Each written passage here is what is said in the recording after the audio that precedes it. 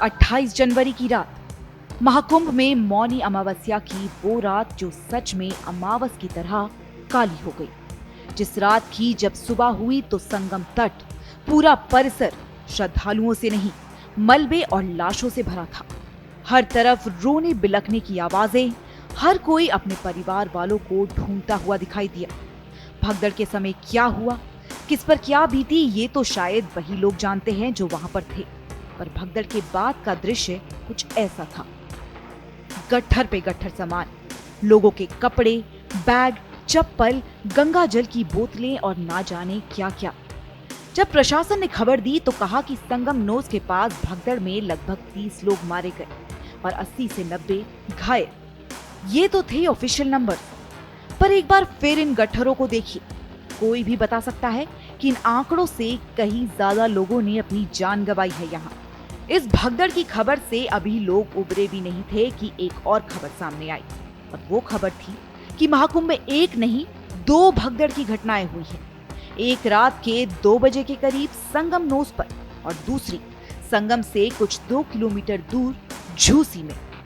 ये भगदड़ सुबह 5 से 6 बजे के बीच हुई और प्रशासन कारण बताना तो छोड़ी, दूसरी भगदड़ की खबर ही बाहर नहीं आने दी, लोगों से छुपाई गई। जब झूसी में मौजूद एक हल्दीराम स्टोर का वीडियो वायरल हुआ तो इसके बारे में लोगों ने और जानकारी हासिल की। यहाँ से भी सफाई कर्मचारी ट्रैक्टर भर भर के मलबा ले जा रहे थे। जब यहाँ के लोगों से बातचीत की तो मालूम पड़ा कि लोगों की क्या हालत थी। किसी का दम घुट रहा था तो कोई वहीं दम तोड़ रहे थे। प्रशासन की तरफ से उस समय कोई मदद नहीं मिल रही थी, लोग ही एक दूसरे की मदद की कोशिश करते रहे। पीने को पानी नहीं था तो गंगा जल छिड़क छिड़क कर लोगों की जान बचाने की कोशिश कर रहे थे। इतना कुछ हो रहा था पर एक भी पुलिसकर्मी वहां मौजूद नहीं था।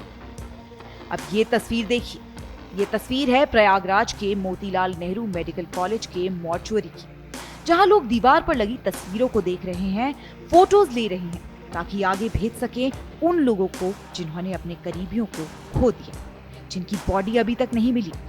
ये उन लोगों की तस्वीरें हैं जिनकी अब तक पहचान ही नहीं हो पाई है, और यही हाल पूरे प्रयागराज के अस्पतालों का था। सोशल मीडिया के भी जरिए लोग अपनों को ढूंढने की गुहार लगा रहे थे, पर प्रशासन वहां लोगों को कह रहा है कि मीडिया को कुछ नहीं बताना।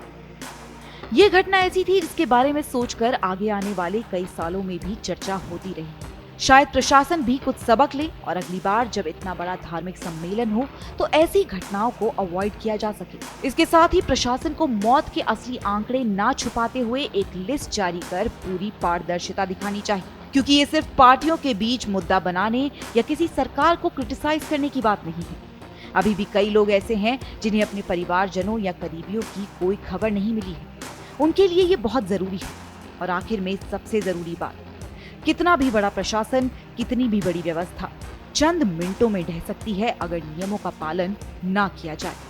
भगदड़ मची क्योंकि भीड़ बहुत थी और जिन रास्तों से प्रशासन ने आवाजाही के इंतजाम किए थे उनका पालन नहीं हुआ। वहां चंद लोगों की जल्दबाजी से इतना बड़ा हादसा हो गया। पूरे देश की, हम सभी की संवेदनाएं विक्टिम्स के साथ हैं, पर आगे के लिए ध्यान रखें।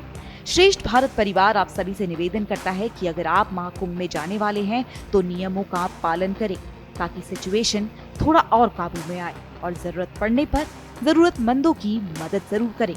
धन्यवाद।